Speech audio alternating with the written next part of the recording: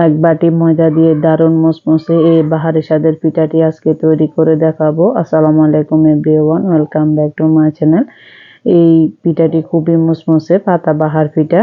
এটা খুবই মজাদার। শীত যেহেতু আসতেছে, এখন এই পিঠা ফুলের উৎসবে আপনারা এই পিঠাটা ঝটপট বানিয়ে নিতে পারবেন কোনো ঝামেলা ছাড়াই। খুব সহজে অল্প কিছু ঘরোয়া উপকরণ দিয়ে ঝটপট বানিয়ে নিতে পারবেন। আশা করি আমার রেসিপিটি আপনাদের ভালো লাগবে। ভালো লাগলে চ্যানেলটি সাবস্ক্রাইব করে পাশেই থাকবেন, বেল আইকনটি অন করে রাখবেন আমার ভিডিও নোটিফিকেশন সবার আগে পাওয়ার জন্য। তো চলুন শুরু করি। প্রথমে আমরা ডোটা তৈরি করে নেব। তো ডোটার জন্য লাগবে আমাদের 1 কাপ ময়দা। ময়দার মধ্যে দিয়ে দিচ্ছি 1 টেবিল চামচের মতো সাদা সয়াবিন তেল, তারপর দিচ্ছি স্বাদ মতো লবণ, এবার দিয়ে দিচ্ছি 1/2 চা চামচ কালো জিরা, এটা চাইলে স্কিপ করতে পারবেন।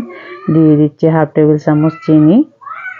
যেহেতু আমরা শিরা তৈরি করব তার জন্য চিনিটা বেশি দিচ্ছি না। যারা শিরা তৈরির পছন্দ ঝামেলা এড়াতে চান তাহলে আপনারা চিনিটা এখানেই দিয়ে দিতেন ডোর সাথে, তাহলে হবে। তো আমি এভাবে মাখিয়ে নিয়েছি। মাখার পর দেখুন এরকম মোট করলে দলা পাকবে, আবার ভেঙে দিলে জোরে জোরে ভেঙে যাবে। তাহলে আমার ডোটা পারফেক্ট হয়েছে। এবার অল্প অল্প পানি দিয়ে শক্ত টাইপের একটা ডো তৈরি করব। দেখুন আমি চেপে চেপে মুঠো করে করে আস্তে আস্তে করে ডোটা তৈরি করে নিয়েছি।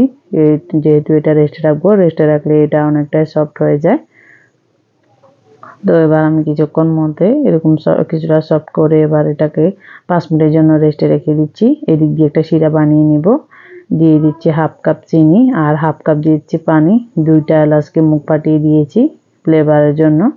আপনারা চাইলে জাফরানও দিতে পারেন। তো এটাকে চুলায় বসিয়ে দিলাম। বসিয়ে দিয়ে এবার এখানে আমি জাল করব। জাস্ট 2 থেকে 3টা বলক আসলে এটা নামিয়ে নেব, শুধু চিনিটা গলে যাওয়া পর্যন্ত। তো এটা আমি এক সাইডে রেখে দিচ্ছি। আর ডোটা কিছুটা সফট হয়ে আসছে। এবার আরও কিছুক্ষণ মধ্যে আমি যে কয়টা পাতা পিঠা বানাবো বা বাহারি পিঠা বলেন, তো ওইরকম ডো করে নিয়েছি। আমি বেশি বড় বানাবো না, ছোট সাইজের বানাবো। তো আপনারা চাইলে কম বেশি করতে পারবেন। তো আমি সবগুলো ডো একসাথে করে ছোট ছোট করে লেচি কেটে নিয়েছি। এবার ছোট একটা লেচি নিয়ে সামান্য একটু ময়দা দিয়ে এটাকে বেলে, একদম পাতলাও না একেবারে মোটাও না, একটা রুটি বানিয়ে নিব। তবে যত সম্ভব চেষ্টা করবেন পাতলা করতে, তার মানে এই না যে একদম পাতলা। তো আমি এবার সাইডের কিছুটা অংশ কেটে একটু সমান করে নেব। আপনারা চাইলে না কেটেও করতে পারবেন, সমস্যা নাই।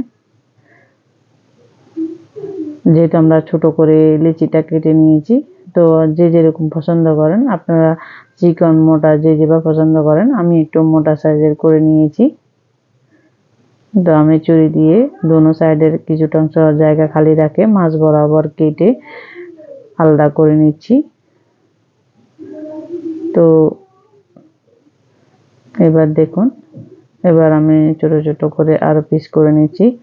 নিয়ে এবার দেখুন আলগা হয়ে গেছে প্রতিটা পিস। এবার আমি 2 ভাঁজ করে নেব এবং ভাঁজের ভিতরে আমি পানি লাগিয়ে দেব, এটা সিল করার জন্য, যাতে ভাজার পর পরবর্তীতে এটা খুলে না আসে। তো আমি প্রথম ভাঁজটা দিয়ে দিচ্ছি, এবার দ্বিতীয় ভাঁজটা দিচ্ছি, দিয়ে চেপে চেপে এটাকে সিল করে দিচ্ছি। খুবই সহজ, আপনারা দেখলে বুঝতে পারবেন। তো আমি 2 পাশটা ভালো করে চেপে সিল করে দিয়েছি। এবার পাতাটা মাঝ বরাবর দুনো সাইড আলাদা করে একটু উল্টিয়ে দিব, তাহলে বাহারি পাতা পিঠাটা রেডি। দেখুন অনেকটা লেয়ার ক্রিয়েট হয়েছে আর অনেকটা দেখতে কি সুন্দর হয়েছে। এবার এইভাবে করে আমি সবগুলো পিঠা বানিয়ে নেব। তো আপনাদের সুবিধার্থে আমি আরো একটা পিঠা দেখিয়ে দিচ্ছি। সেম খুবই সহজ। এই পাশ ও পাশ শুধু ভাঁজ করে নেবেন। আমরা রুটি যেভাবে পরোটার মতো ভাঁজ দিই ওভাবে ভাঁজ করে তারপর এটা উল্টিয়ে দিলে আমাদের পিঠাটা রেডি। আমি একইভাবে সবগুলো পিঠা বানিয়ে রেডি করে নিয়েছি। এবার ভাজার পালা।